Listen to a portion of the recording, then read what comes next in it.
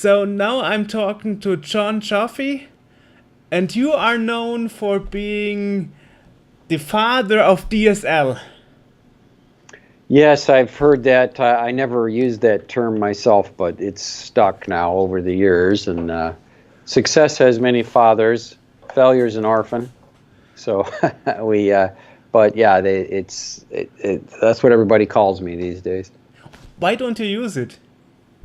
Oh, I'm fine with it. It implies that, in some ways it's very flattering. In other ways, it implies I've never done anything else in my life, right? So you like to be father to some other things, perhaps as well. But I'm happy to get the name. So how did you get involved? What was the starting point for being involved in electronics, and finally into computers? Well. I went into engineering as a young man. I was good at math as a kid, and most kids who are good at math tend to get steered towards engineering careers, and took the introductory classes in physics, and they had the electrical basics in them, and I really liked that, so I signed up to be an electrical engineer, and really have never regretted the decision since then. I like the area. You worked in modem design at Bell Labs, right? In the early 80s?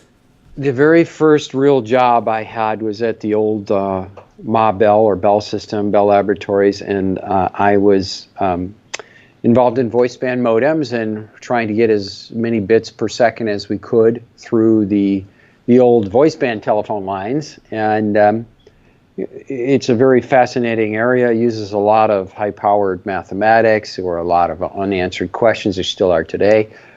We've, of course, made some progress the last 40 years or so in that area, but very fascinating area, and special type of skills, and it's one that I happen to be pretty good at, so it's been a blessing really to work on all the different aspects and problems over the years in that area. That's interesting, because most pioneers in your field that I talked to had like computers as a hobby, but you said for you it was a logical consequence because you were good at math. Yes, that's true. You will see that definitely the interest in computers is a big part of the technological field, and why people may go into electrical engineering or computer science careers.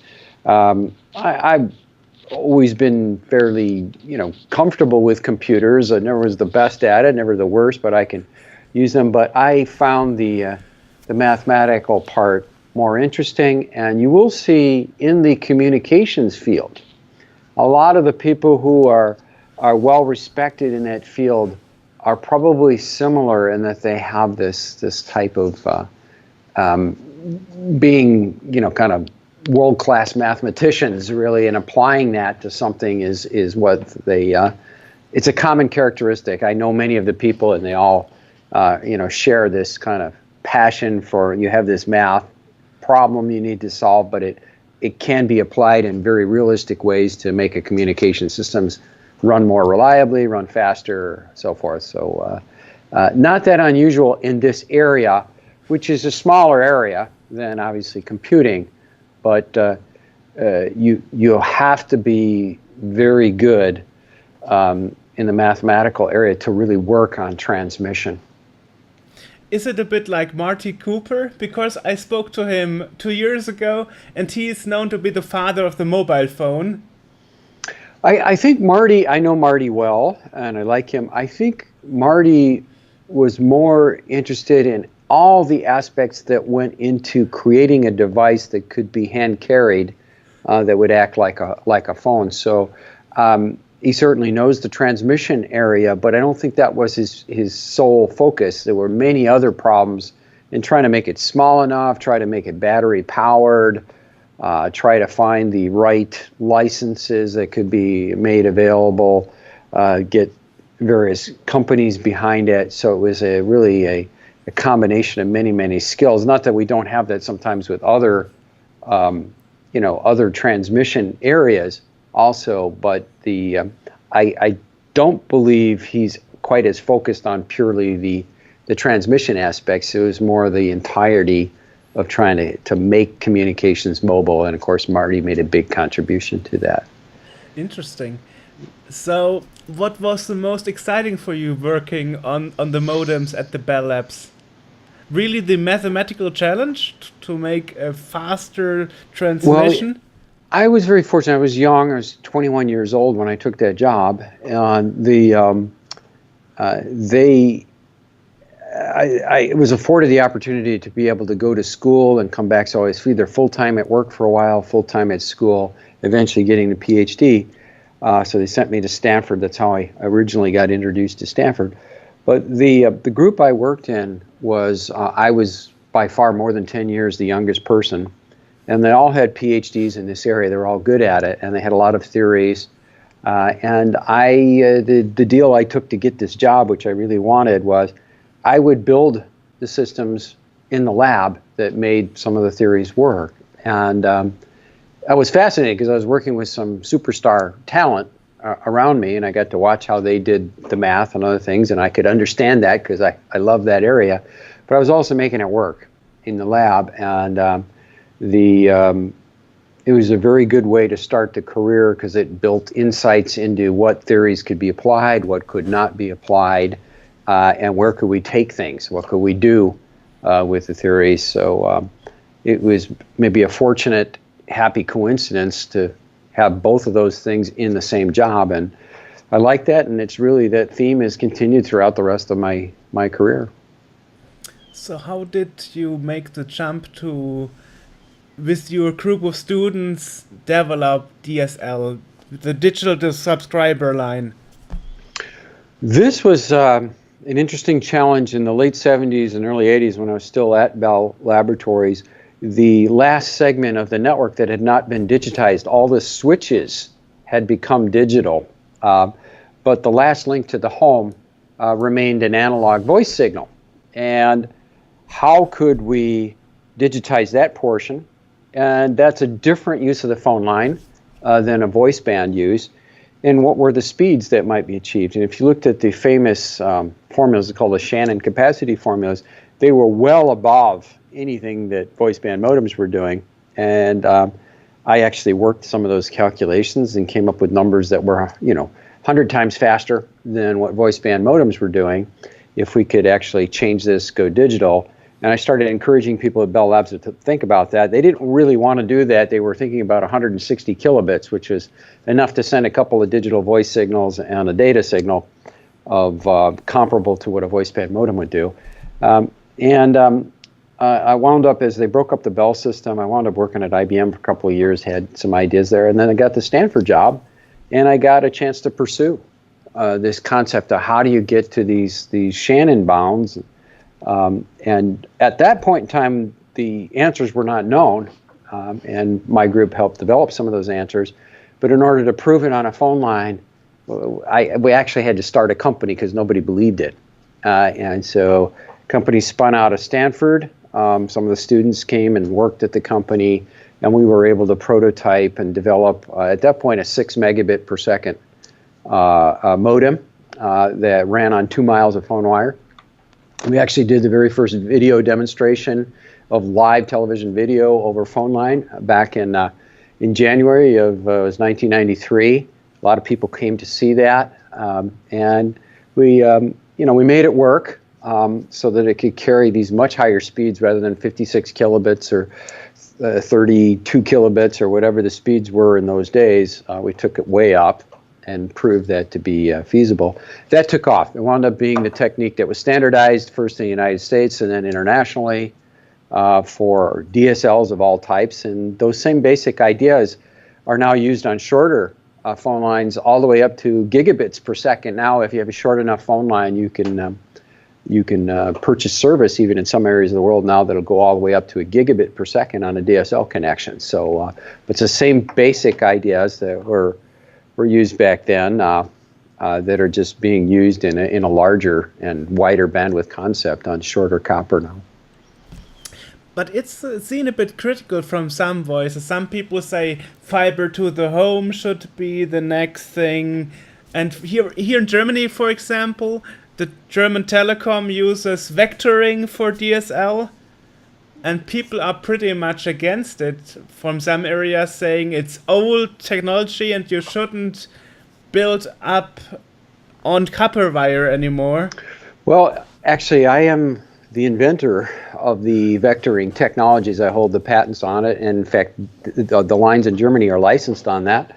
Happy to say, I probably can't say too much more here, but that'll all be known in the future.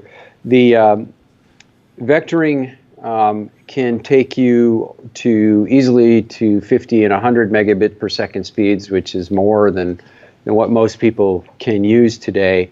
The GFast version of vectoring can go to 1 gigabit per second. So the speeds are quite high.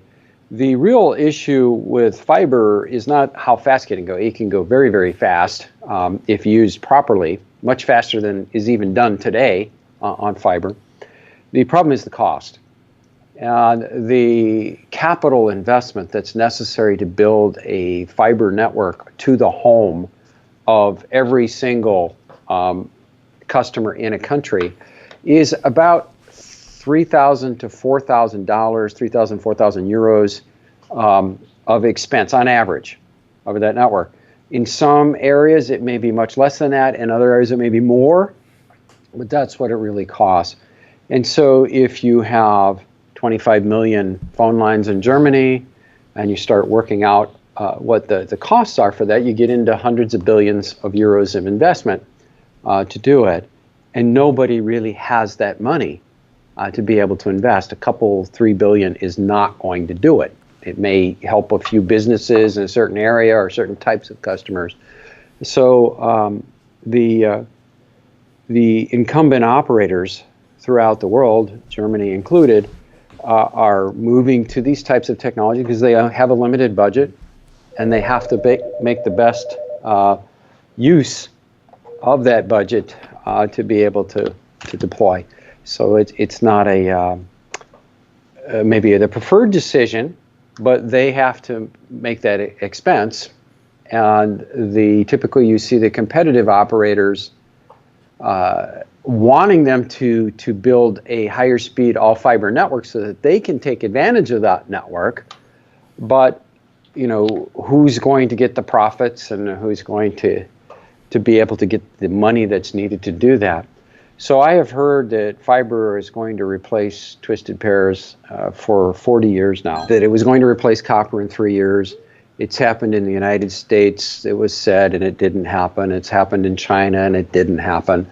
It's been said in various countries in Europe, and it hasn't happened. So it's just, and it is a financial problem. It's not a technological problem. There's nothing wrong with the fiber. It's just the cost of replacing over 1 billion lines of copper around the world.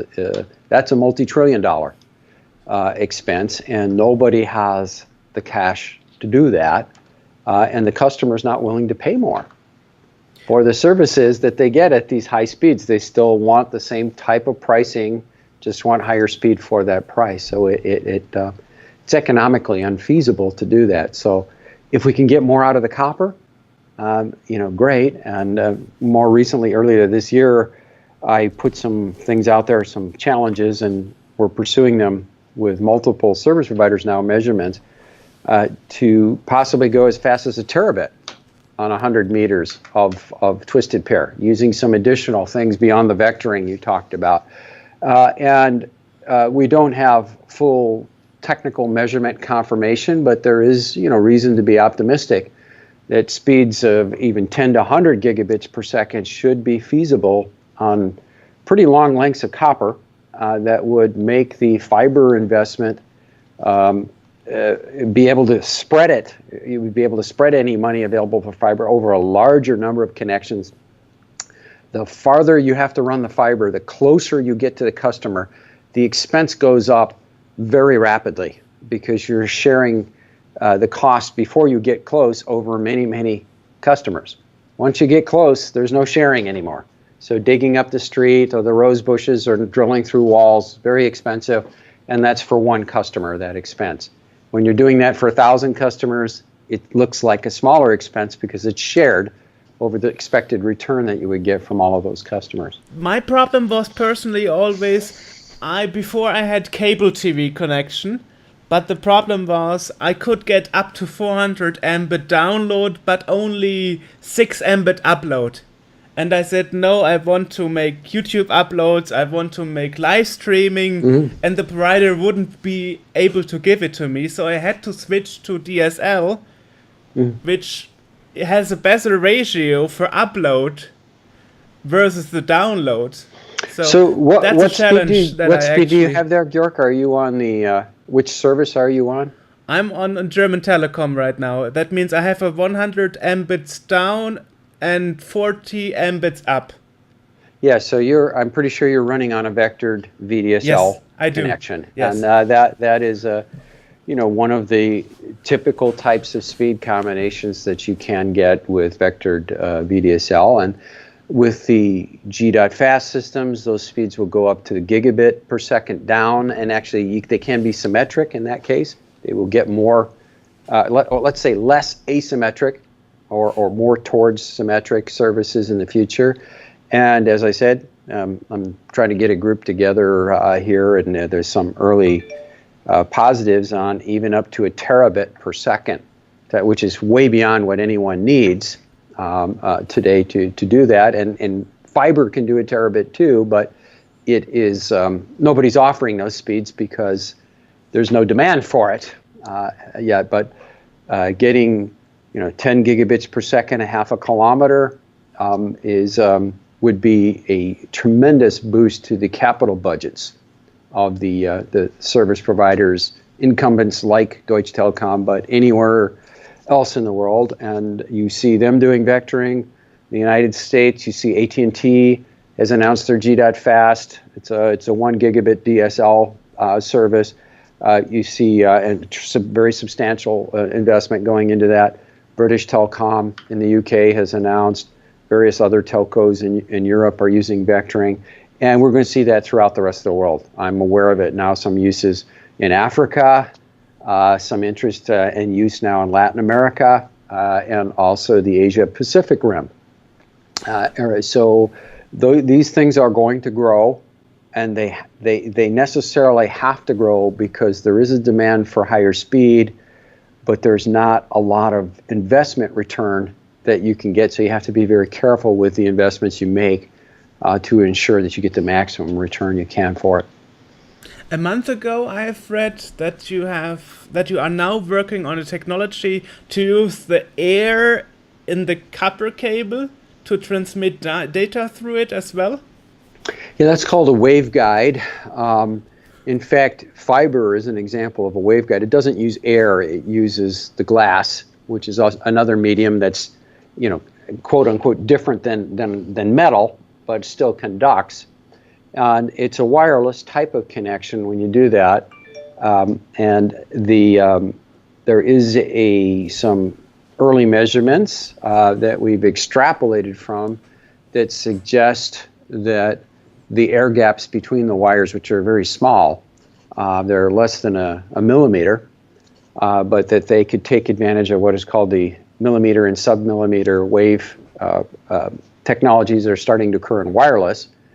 And what happens is those wires actually help. They guide the signals as opposed to wireless transmission where you don't get that assistance. It's just two antennas, and there's more spreading of the information as you transmit. That's why they use multiple antennas. It's called massive MIMO. Well, the original massive MIMO systems are in fact vectored systems. Vectored DSLs are massive MIMO. They have all the antennas at the base station side or the DSLAM or OLT side, and they focus the energy.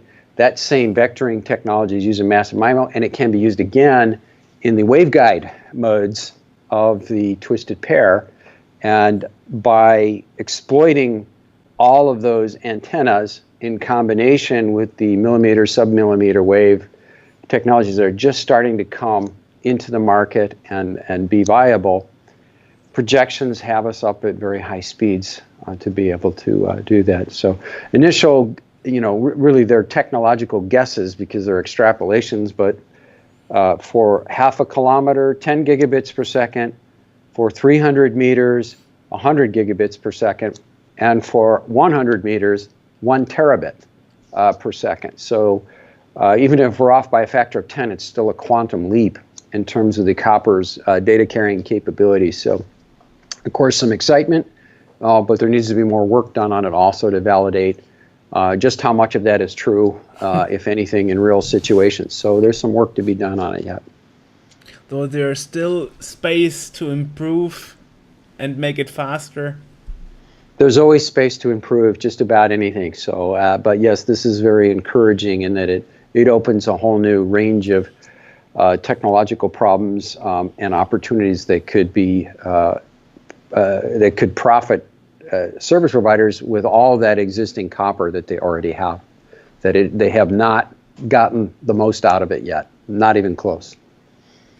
So since the beginning, your goal was to provide a cheap investment option for providers over the copper wire, or wasn't that your plan since the beginning?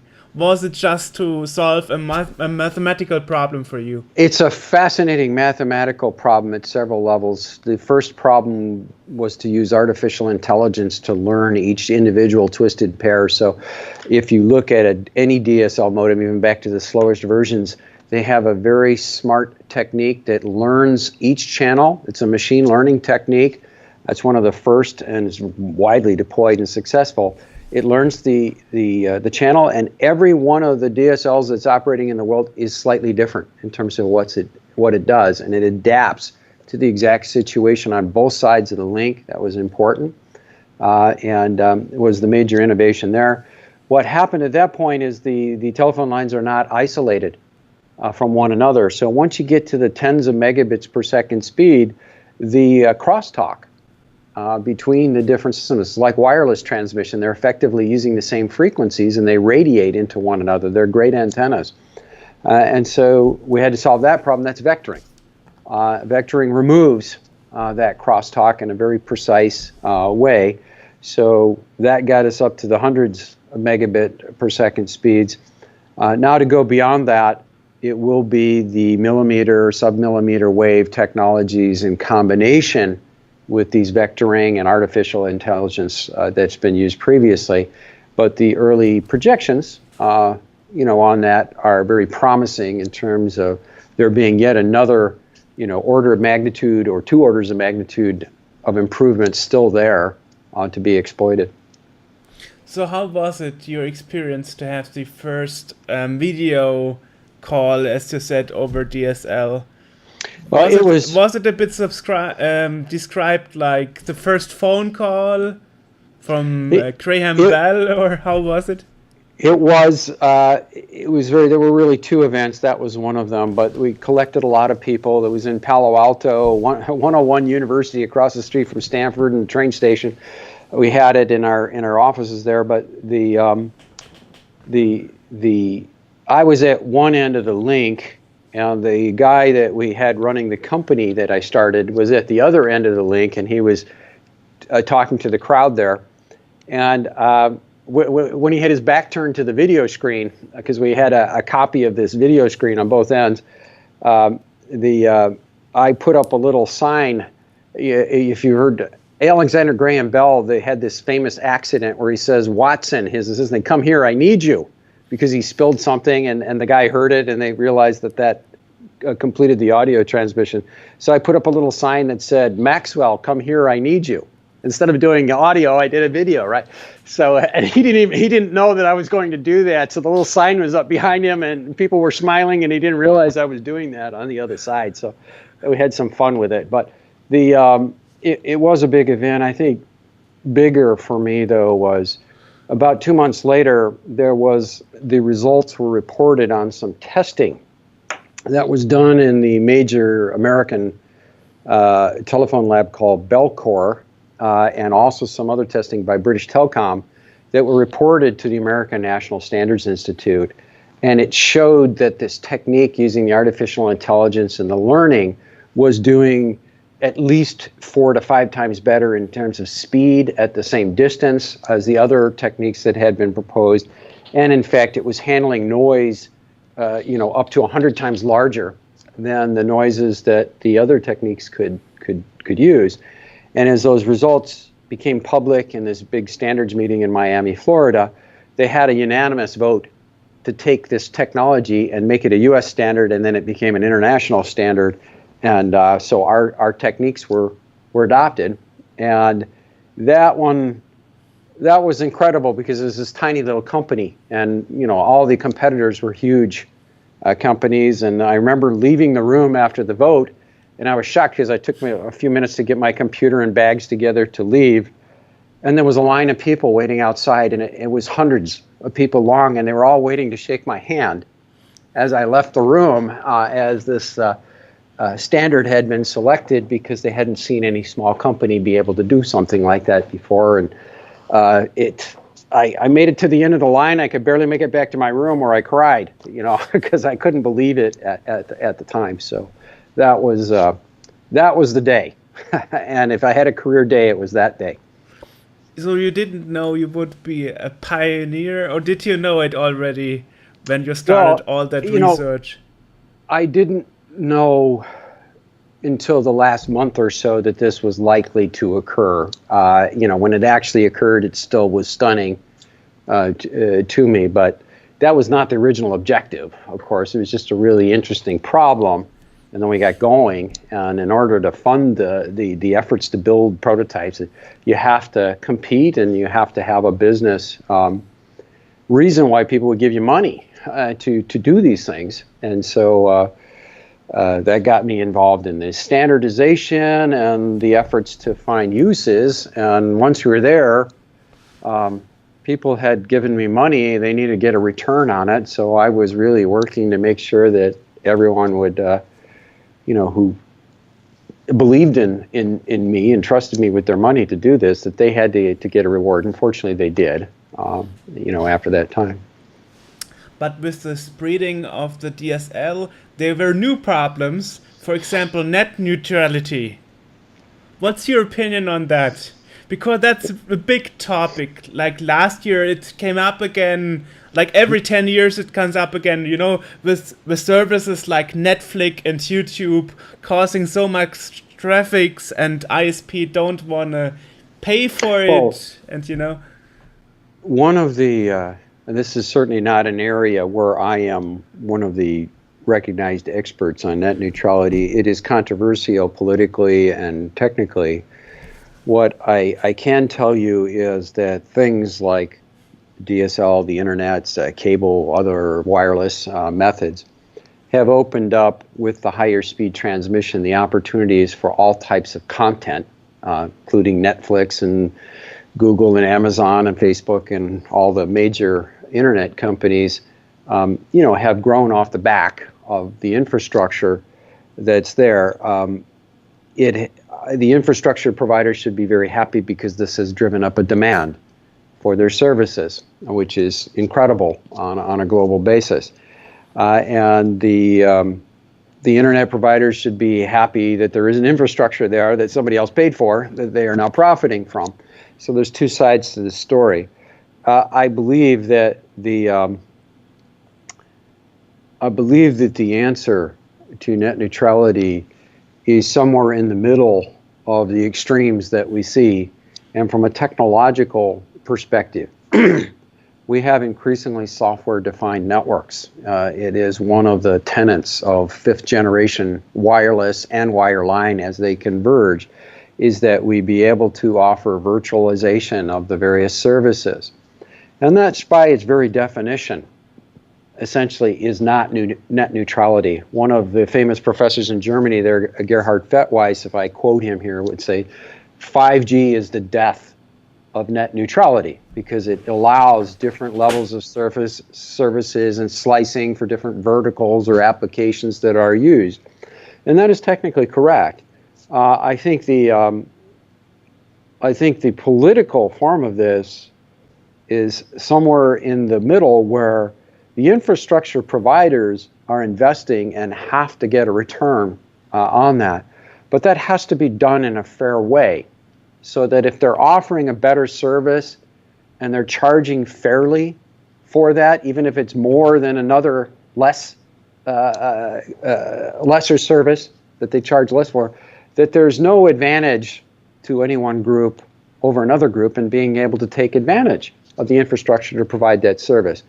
So that may require some regulatory concern as to exactly how the infrastructure providers can profit from the applications and verticals where they'd like to grow their business. How do they do that in a fair way relative to all this innovation by having the Googles and Netflixes you mentioned? The putting the intelligence in the ends of the network closer to the consumer has been a good thing for competition, has been a good thing for everyone, innovation. How is that done in a fair way? And that will be the challenge, whether it's the BREC in Europe or the FCC in the United States or any of the individual regulators around the globe. And I think they have to recognize this fairness, but it's not exactly net neutrality, as Professor Fettweis says there in Germany.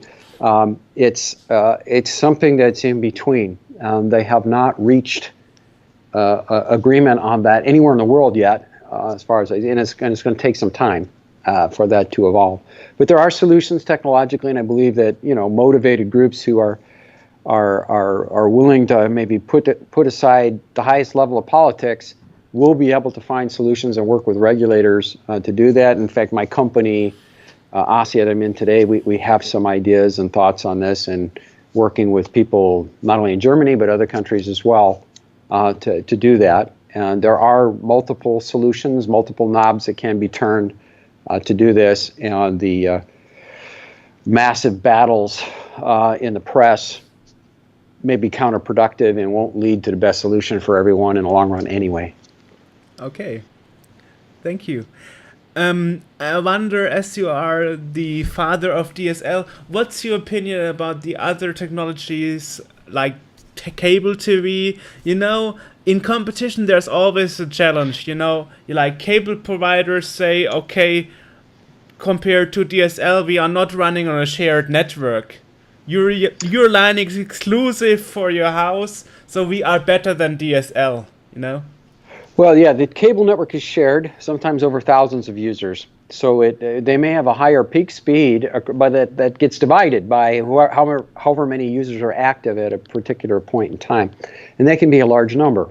That can be, even today with Internet of Things, a large number of devices that are all sharing that common bandwidth. So the solution for the cable people has been to move fiber closer in and break the cable so that there's a smaller number of users. But that costs money as the fiber gets closer. For the telcos, they do have an individual connection to each of the homes. So it's not shared in that sense. It's only shared within the home over the users or devices within that home. So it's unfair to take the raw speed on DSL, your 100 megabits and 40 down, and compare it to a cable network that's offering 200 or 300. It's not a fair comparison because you get all your bandwidth and you're not sharing it with your neighbors, at least in the access portion of the connection. So that's been done by cable companies the world over. If you look at the breakdown, there's about 750 million fixed line internet connections around the world. 500 million of them involve a DSL of some type. And people play with the numbers on this, but if you count anything that has a DSL at the end, it's about 500 million, no matter how short that copper segment is. There's about 100 million, a little more net, of pure fiber because it's expensive. And then the remaining, the 200 million or so, is cable connections. Most of those are in the United States where there's more coaxial connections. The cable systems can go up to more than a gigabit, a few gigabits per second with DOCSIS 3.1. However, again, that is shared over a smaller number of users as they move fiber closer to the home also in those networks. And the telco networks can go to 1 gigabit per second also. You may have seen an announcement, it was a couple of weeks ago here in the United States. AT&T announced more than 20 million home connections. They're going to offer gigabit service, and about 40% of that is a high-speed DSL. So and that was done basically to create a capability that none of the cable companies in the United States can come close to matching that in terms of speed. So it's it's been a fight that's been going on. It's been probably healthy, and the cable companies in the United States are basically causing a situation now where the customers are churning to them away from the twisted pair DSL customers, and so telcos have to invest more to retain those customers and help them swing back. So AT&T is doing that here in the U.S. and really to be commended, for attempting to do that. That will raise neutrality concerns, and are they profiting one type of service over another? And I'm sure that will play out, as we said earlier, over the next 5 to 10 years between it. I think the cable systems have always been at a disadvantage because it's a single medium, but from a technical standpoint, that holds up. What everybody should be worried about is the fixed wireless systems, which are as cheap or cheaper than DSL, or using existing cable, and have these capabilities to again, it's shared, but over a small geographic region of 10 gigabits per second or more. So is that a viable alternative? Not yet. There are problems with the foliage and line of sight connection. Even with massive MIMO, there still are issues. So it's not as far along as the industry would like it to be. But that may be a real serious competitor as well that hasn't been used as much to date. Another thing I've read is with GFast, as you mentioned before, there might be a problem if different technologies are used alongside in the same area, that they will cause trouble to each other, disturbances. Yeah, that is correct. That can be managed. And the products my company sell, actually, we manage that problem. But it is a legitimate concern to have. One of the issues that comes up is how do you manage that between the different service providers who may have different equipment. Solution in Germany has been to shift all the equipment basically to Deutsche Telekom, the incumbent there. And I know some of the competitive service providers are angry about that decision. The situation, is that it is possible in software as a virtualized functionality to be able to provide the competitive service provider an ability to do everything that they could have done if they owned the equipment themselves. And now, will the incumbent allow them that level of access? But technologically, it is very much feasible to do that. And if the incumbent does that, how much is a fair price? They should be able to charge for the leasing. Obviously, they should be able to charge maybe a little bit more than they charge nominally for that. But then that addresses far more economically the concern that the competitive service provider would have with respect to them not being able to offer something that allows them to differentiate and distinguish themselves and their service offerings from what the incumbent may be offering. If the only two choices they get from the incumbent are fast and slow, and it's the same that the incumbent's offering, then that may not allow a differentiation. So will the incumbent do that? And will the competitive service provider accept that? And again, my company has a product, and I have some reason to believe, or I have some motivation to believe that even in Germany, there may be some people willing to listen to this. I can't say more than I know about that, and I hope they will, because it is a better solution than the having an all-out war on this subject. And it can even get into the politics. I don't know if you're aware, but about 2 or 3 years ago, the Prime Minister in Australia became Prime Minister over the issue of fiber versus copper. That was the number one issue in the campaign that he used, and he was in favor of copper because it costs less, and he got elected Prime Minister of Australia. I understand there are political forces in Germany now, and there's an election coming that are starting position on both sides of this. I think there is a solution where you don't need to go to that level and extreme. So it's not making it to the front of the press in Germany, but there are solutions that can work. Okay. As you were working on modems and so on, back in the day, I think there was a discussion whether internet should be accessible to everybody, to the normal people, to every home. And the first thought was to make internet an American thing. I've heard some of that, but I'm not going to be able to help you, Georg. I wasn't really close enough to that to comment on it. I see. I thought you have maybe you have an opinion about it. If you think the development of the internet went the correct way. I think by putting the control in the ends of the network, in the hands of the applications and the consumers, that created a growth that has been an enormous technological boom on a global level that's been good for everyone who's been involved in this. And the implosion of the internet that's been expected for a long time would not be able to accommodate all this growth because of the mess we've created by putting all the control in the ends of the network, has proven to be false. And it has been a technological and economical bonanza, really, for everyone to have seen that.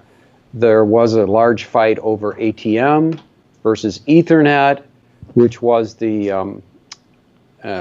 which eventually was won by Ethernet. Ethernet is a inferior technology to ATM, but it puts the control, internet and IP protocol, so forth, puts the control in the ends of the network. ATM centralized it. And from an economic perspective, it was an overwhelming advantage to Ethernet, even though the transmission formats in that are not as well designed as ATM was. So they won that fight, which is a derivative of the one that you're talking about and I'm familiar with. I see the same thing happening now between unlicensed and licensed spectrum. Wi-Fi versus LTE, for instance. 80% of the data traffic today is on Wi-Fi, if it's wireless, not LTE, and it's because it's cheaper. There are more things you can do. Tends to be more universally available and standardized, and so forth. That's a good example of another less centralized type of putting the power in the hands of many as opposed to a few. And I think that's going to play out to the advantage of unlicensed spectrum in the future as well. So what's your opinion, as you mentioned, mobile connections? For example, there are statements like the more applications you have for fast internet, the more it's causing to be spread even in poor areas of the world, like Africa. A lot of people say when Netflix announced they would go globally, even Africa, suddenly more people had the demand for DSL connection or wireless broadband connection. Yeah, it's certainly true, that these things proliferate throughout the world. There still is a good segment of the world, almost half the population on Earth doesn't have access to the internet today. They may not have copper wires or fiber. They may not even have many cell towers within their vicinity. And so there are a variety of different efforts, drones, satellites, other things to try to provide connectivity to these underdeveloped areas. All good to try to get more people connected. And as they become connected and those areas profit from this, maybe there'll be money available for infrastructure building as well in those areas. So I think it's been a good thing. There are bad uses of the internet. There are uses to defraud people and take their money. There are uses of pornographic intent. There are uses that maybe are less than truthful. I kind of think of myself as a bricklayer for the internet. We built the roads. We can't necessarily control the vehicles that flow over it, and I'm not fit to decide what's correct and what's not correct. I'll leave that to someone far more powerful than me. I'm not fit to tie their shoes, so I'll leave it at that.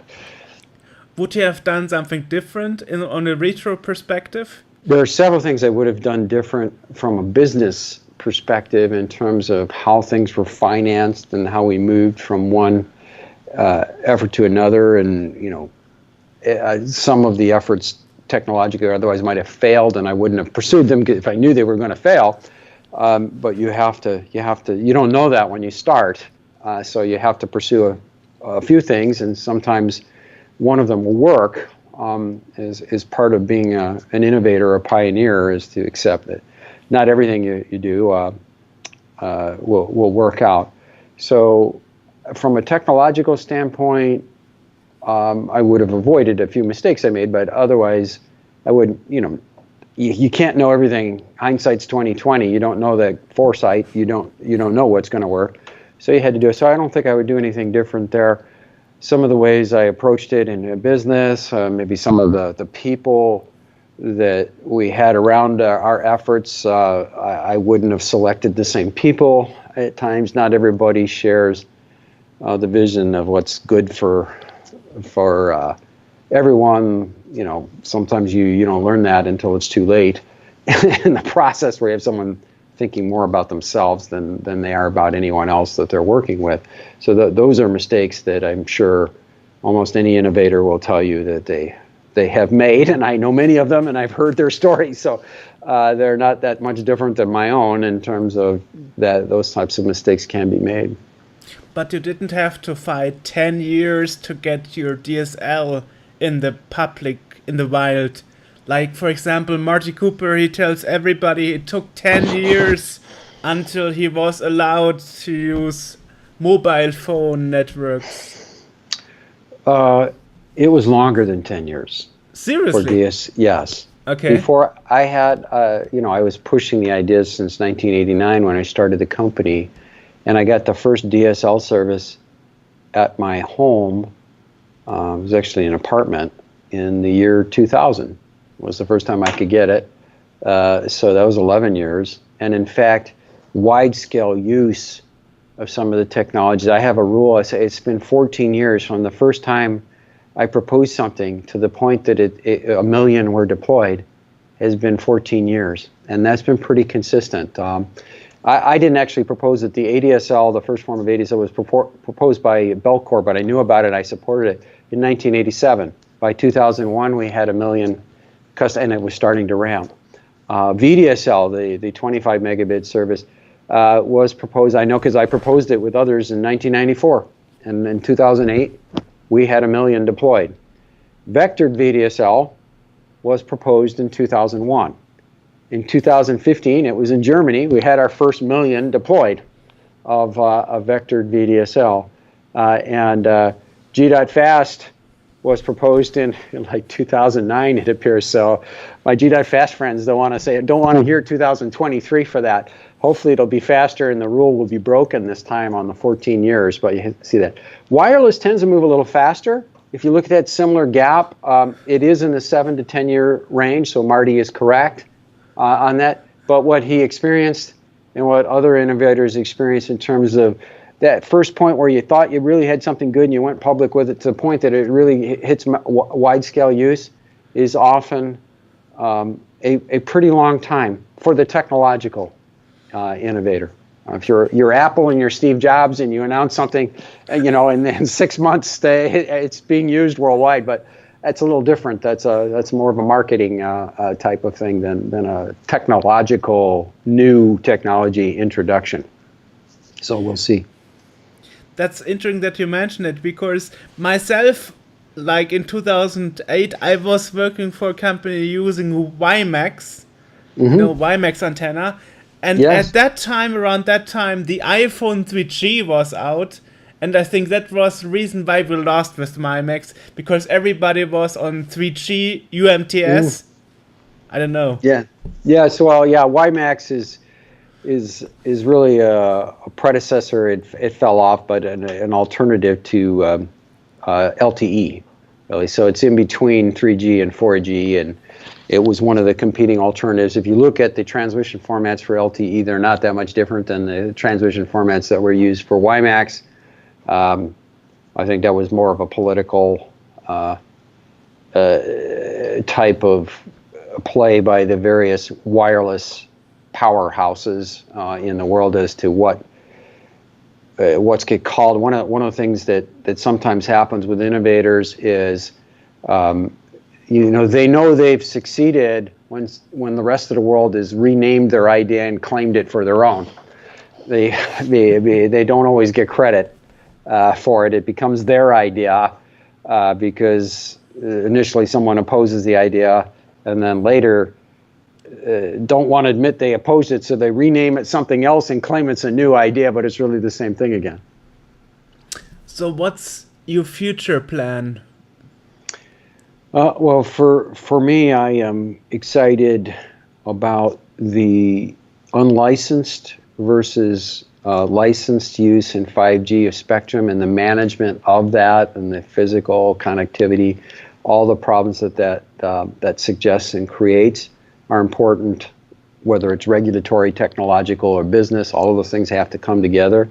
It's a fascinating area, and it needs transmission skills as well as other skills. So it's a good one. I think the area of the super high-speed copper is so intriguing. I can't help but get myself involved in that to try to help it get to its best endings there. So those two areas are pretty important. And for me, as a guy with more yesterdays than tomorrows, I'd like to get things written down into books and other things so that others can take advantage of what I've learned or know about, technological or otherwise. So I'll hope to do that in the future as well. But you are one of the younger pioneers I talked to. Yeah. Well, how old do you think I am? Well, I guess 63 or something. I'm about to turn 61, but yeah, I don't consider that so young, right? Yeah, that means you've got more. As I said, you have more yesterdays than you do todays. I mean, for example, Marty Cooper's 88. Marty impresses me. I don't know how he does what he does. I'm pretty sure. I'm pretty sure I'm not going to make it anywhere close to 88. The pace I keep. So credit to Marty, and he's still very cogent and energetic, and is just a fantastic individual. So I'm glad to hear that enthusiasm. But as the career, progresses, as you get more senior, you want to make sure that you're doing things to help the younger people, make it, as opposed to trying to drive it all yourself. Okay. Well, just interesting to hear that at 61 you already have those thoughts. Yeah, well, I've had them for a few years, but yeah, the age is an amazing equalizer for anyone. So as you slow down a bit, you understand what your perspective changes on what you should be doing. For example, when I was talking in November to Forrest Moser, who invented speech synthesis, he said his next plan is to take part in the Mars mission in 5 years from the NASA, and then he would be 93. Credit to him. One of the better responses I gave, but it was about 10 years ago, so you asked me again, but somebody asked me, what's the best thing I've done in my career? And I said, ask me again in 10 years. And then this got to be a joke. I actually wrote an article you can find in the communications magazine of the IEEE that's called Ask Me Again in 10 Years is the name of that.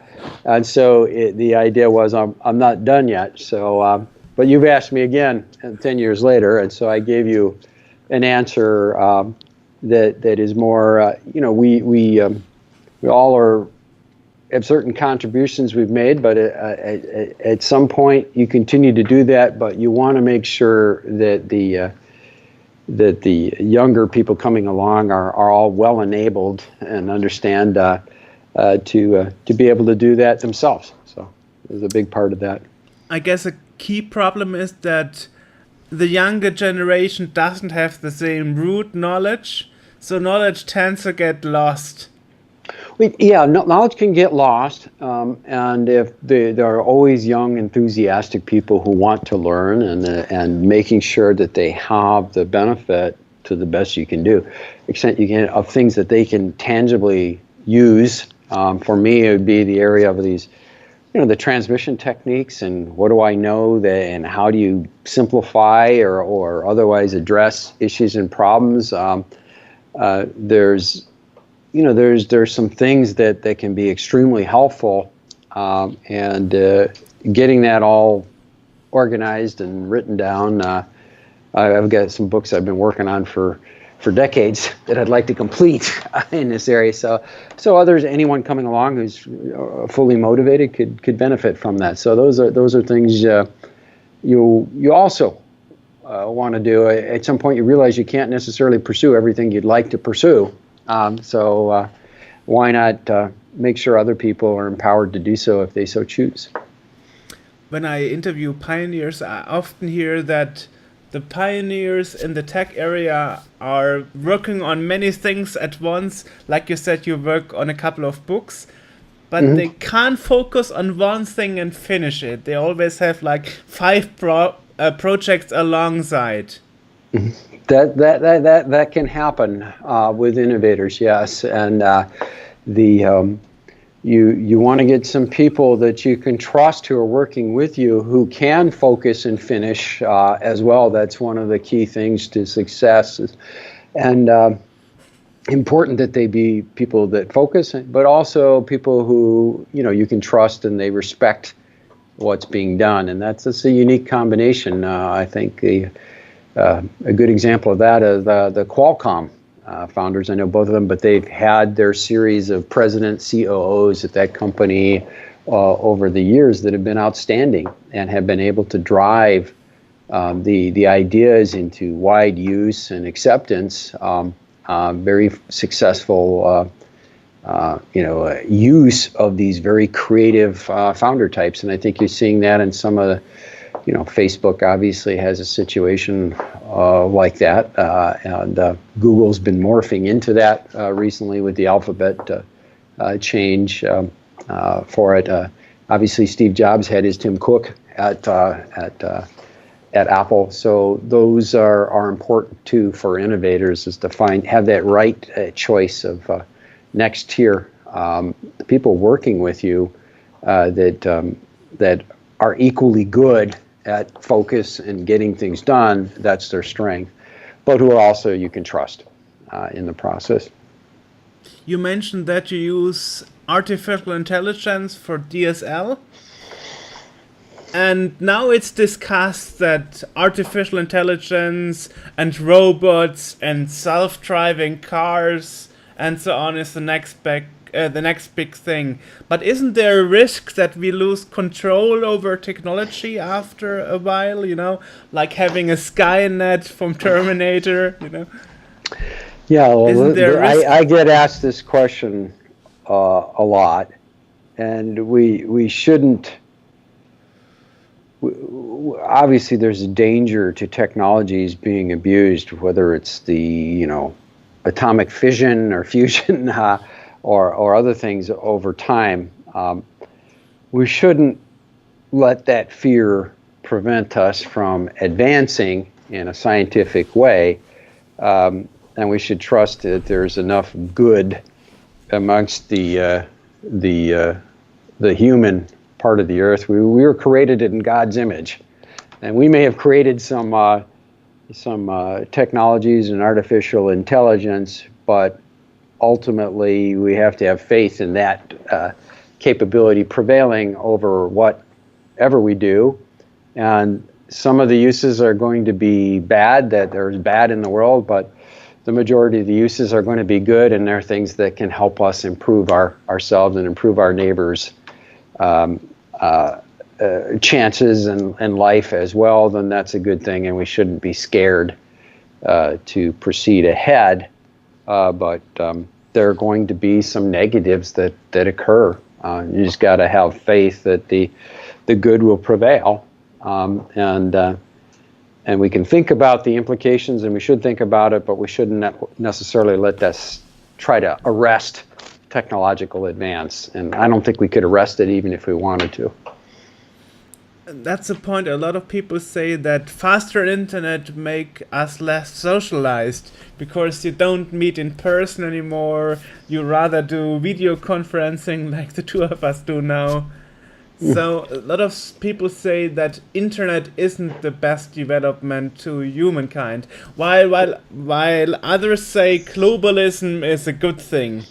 Well, yeah, I don't know what the answer is on this. I have my two youngest daughters. One time were at me at the dinner table, and then one of them starts crying, and it's because they're both on their phones and they're insulting each other, but they're doing it I couldn't see it or hear it, right? So they why did you just do that face to face? But they did it that way instead. Is that a bad thing?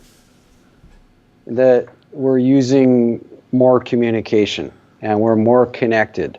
Well, maybe in some ways yes, maybe in other ways no. And who am I to presume that that's actually not a good thing? That people are more connected and they're being less social. Who defined what social is? So as I said earlier, I'm a bricklayer. I built the road. I'm not fit to decide how it gets best used, and I shouldn't be so arrogant as presume I'm even close to being able to decide whether that's good or bad what they're doing. It's just part of the evolution of mankind. So your own invention influences your own life. Do it to your daughters, for example. Oh, yeah, absolutely. So I've seen all kinds of things because I sometimes a guinea pig on new. So I may be the first to see that. But another example was the kids fighting because one of the kids had figured out a way to take priority on the internet and get faster service to them in the house because I was testing something new in my home. And one of the products my company Asia has allows you to do that.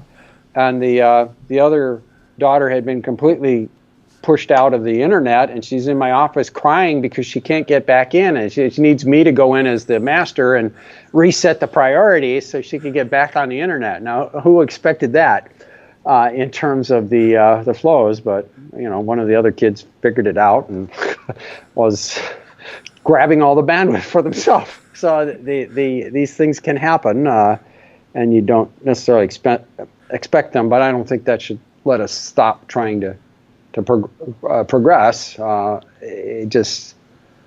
There is this fear, though, and I get this question often in interviews that I do about, are we creating this monster that's going to take control, like as you said, like the Terminator movies? But I don't, I think we should have a little more faith in mankind that what we create will be largely used for our betterment, understanding that it's not the Garden of Eden and there may be bad things out there that happen. We shouldn't let that stop us from using our minds.